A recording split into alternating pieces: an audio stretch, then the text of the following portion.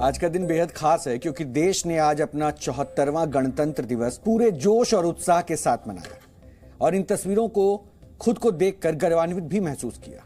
कर्तव्य पथ पर हर साल की तरह शानदार झांकियां निकाली गई और देश के अलग अलग राज्यों की संस्कृति और सेना की शक्ति का अनूठा संगम भी देखने को मिला। आज गणतंत्र दिवस की परेड में बहुत कुछ ऐसा था जो पिछले कई वर्षों में नहीं हुआ था। आज भारत के लोगों ने इस सुखद बदलाव को 74 दें तो इस बार की परेड की सबसे खास बात यह थी कि इसमें शामिल हथियार पूरी तरह से स्वदेशी थे। यहां तक कि इस बार राष्ट्रगान के दौरान तोपों से भी दी जाने वाली सलामी भी स्वदेशी तोपों से दी गई थी। यह अपने आप में हर भारतीय के लिए गर्व की बात है। पिछले कई सालों से गणतंत्र दिवस के मौके पर राष्ट्रगान के दौरान ब्रिटिश तोपों से सलामी दी जाती थी और यह पहली बार है कि राष्ट्रगान के दौरान पूरी तरह से स्वदेशी 105 इंडिया फील्ड गन से सलामी दी गई। गणतंत्र दिवस पर राष्ट्रगान के दौरान 21 तोपों की सलामी देने की परंपरा रही और इस परंपरा को अभी तक ब्रिटेन में बनी 25 पाउंडर तोपों से निभाया जाता था। ये तोपें द्वितीय विश्व युद्ध के दौरान इस्तेमाल की गई थी, लेकिन इस साल पहली बार जबलपुर और कानपुर की गन फैक्ट्री में बने स्वदेशी 105 इंडियन फील्ड गन से सलामी दी गई है।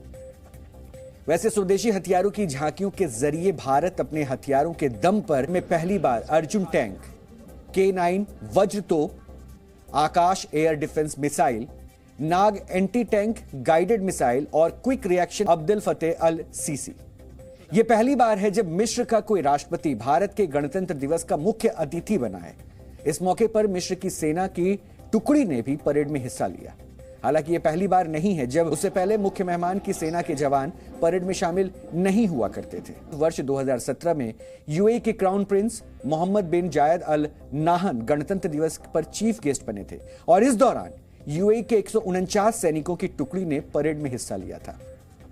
इसके 3 वर्षों बाद वर्ष 2021 में कोविड की वजह से चीफ गेस्ट नहीं आया था, लेकिन यह मौका था 1971 की विजय के 50 साल पूरा होने की खुशी का। इसलिए इस परेड में बांग्लादेश के 122 सैनिकों की एक टुकड़ी ने परेड में हिस्सा लिया था। इस वर्ष यानी कि 2023 में मिस्र के राष्ट्रपति अब्दुल फतेह अल सीसी मुख्य मेहमान थे, इसलिए परेड में मिस्र की थल सेना, वायु सेना और नेवी के 144 जवानों की टुकड़ी ने परेड में हिस्सा लिया। हर बार गणतंत्र दिवस परेड में दर्शकों की सबसे ज्यादा तालियां उन डेयर डेविल्स को मिली हैं जो मोटरसाइकिलों पर अलग बनाया जा रहा है। Difficult feat, you have to maintain. सम्मान देने के लिए मोटरसाइकिलों पर ह्यूमन पिरामिड भी बनाया और 9 मोटरसाइकिलों पर 33 डेयर। इस बार की गणतंत्र दिवस परेड में बहुत कुछ पहली बार हुआ, जैसे वायुसेना के special Garud commando force parade में नजर आई। ये सेना के सबसे काबिल कमांडो माने जाते हैं। वर्ष 2004 में स्पेशल कमांडो फोर्स को बनाया गया था और इसमें शामिल कमांडो की ट्रेनिंग 72 हफ्तों तक चलती है। गरुड़ कमांडोज को एंटी टेरर ऑपरेशन और एयरफील्ड डिफेंस का एक्सपर्ट माना जाता है। वर्ष 2016 में पठानकोट एयरबेस पर हुए आतंकवादी हमले के वक्त इन्हीं कमांडोज ने मोर्चा संभाला था।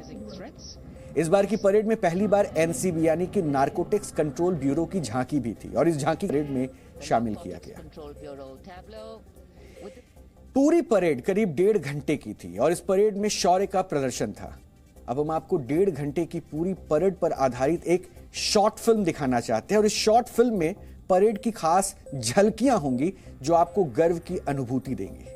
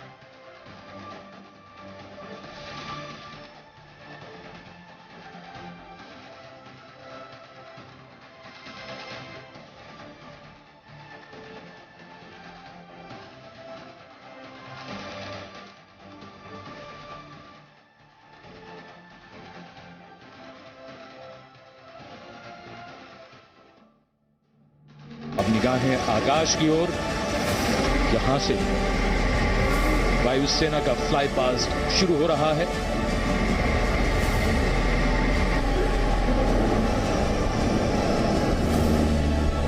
Going past.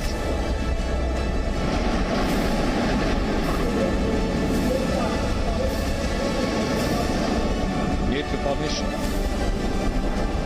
एरो फॉर्मेशन में 415 किलोमीटर की रफ्तार के साथ